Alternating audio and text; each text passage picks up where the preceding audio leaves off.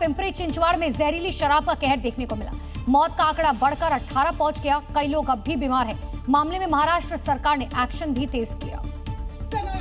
वहीं जहरीली शराब से हुई मौत मामले को लेकर पूरे महाराष्ट्र में हड़कंप मचा हुआ है। आरोपियों की गिरफ्तारी के लिए अलग अलग टीमें गठित की गई हैं, जिसके बाद मुख्य आरोपी योगेश वानखेड़े को पुलिस ने धर दबोचा है और इस पूरे मामले की जांच अब सीआईडी को सौंप दी गई है। पीड़ित परिजनों का कहना है कि शराब पीने के कुछ ही देर बाद लोगों की तबीयत बिगड़ी थी। लोगों को तेज घबराहट हुई थी। उनको पसीना बहुत आ रहा था और बाद में पता चला कि उन्होंने दारू बहुत ज्यादा पी है। फिर दारू निकाली पेट में से, तकरीबन मुंह से फेस आ रहा था। फिर हमको लगा ठीक हो जाएगा। सवेरे मालूम पड़ा कि 11 बजे की उनको डेथ करा दिया। पुणे और पिंपरी चिंचवड़ में हुई मौत मामले को लेकर 2 अलग अलग एफआईआर दर्ज की गई हैं। साथ ही इस पूरे मामले में अधिकारियों पर भी गाज गिरी है। पुणे पुलिस कमिश्नर ने 3 अधिकारियों को निलंबित कर दिया है। फिलहाल इस पूरे मामले में अभी तक कई लोगों की हालत गंभीर बनी हुई है, यानी मौत का आंकड़ा अभी और बढ़ सकता है। लेकिन इस दर्दनाक घटना के बाद सिस्टम भी सवालों के घेरे में है। सवाल ये भी है कि पुलिस प्रशासन ने पहले से शराब माफियाओं पर नकेल क्यों नहीं कसी। शुरुआत करेंगे यूपी की उस खबर के साथ जिसने पूरे देश को हिलाकर रख दिया।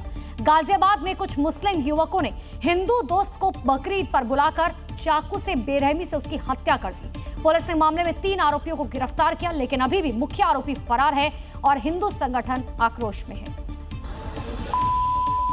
और गाजियाबाद में क्रूरता की सारी हदें पार कर दी गयी। तुमने कभी बकरा हलाल होते हुए देखा? तुम्हें आज मैं दिखाऊंगा। सूर्या के पेट में चाकू मारे हैं।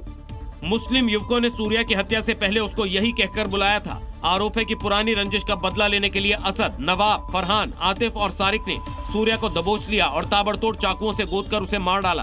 फरहान नाम था, एक का नाम अशद, एक का नाम आतिफ था और भी रखे थे सारिक। इन लोगों ने सूर्या के पेट में चाकू मारे हैं। गाजियाबाद के खोड़ा में जो हुआ वो बेहद सनसनीखेज है। हिंदू युवक सूर्या चौहान के मुस्लिम दोस्तों ने ही बकरीद के मौके पर उसे मौत के घाट उतार दिया। 17 साल के सूर्या के परिजन अब इंसाफ चाहते हैं। खून का बदला खून की मांग कर रहे हैं। परिजनों का रो रो कर बुरा हाल है। इंसाफ चाहिए हमें। पुलिस केस दर्ज कर मामले की जांच में जुट गई है। परिजनों से प्राप्त तहरीर के आधार पर सुसंगत धाराओं में अभियोग पंजीकृत किया जा चुका है। आरोपी लड़की की गिरफ्तारी हेतु टीमें गठित कर दी गई हैं। शीघ्र ही गिरफ्तारी सुनिश्चित की जाएगी। हिंदू युवक की हत्या के बाद इलाके में तनाव का माहौल है। लोगों में भारी आक्रोश है। आरोपियों के एनकाउंटर की मांग की जा रही है, तो वहीं कुछ लोग बुलडोजर एक्शन की भी मांग कर रहे हैं।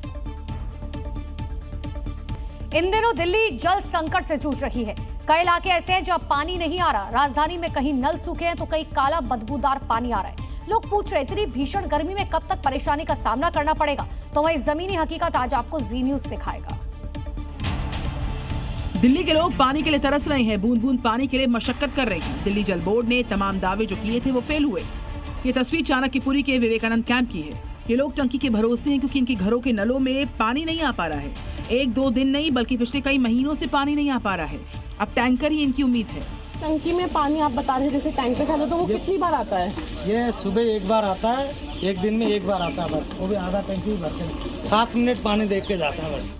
आपको दिल्ली के द्वारका लिए चलते हैं। चलिए, ये पालम वार्ड है जहां पानी की समस्या लगातार गंभीर हो रही है। कई दिन से घरों में पानी आ ही नहीं रहा और जो आ रहा है वो इतना गंदा कि पूछे मत। लोगों का आरोप है कि शिकायत करने के बाद भी कोई समाधान नहीं हो पाया।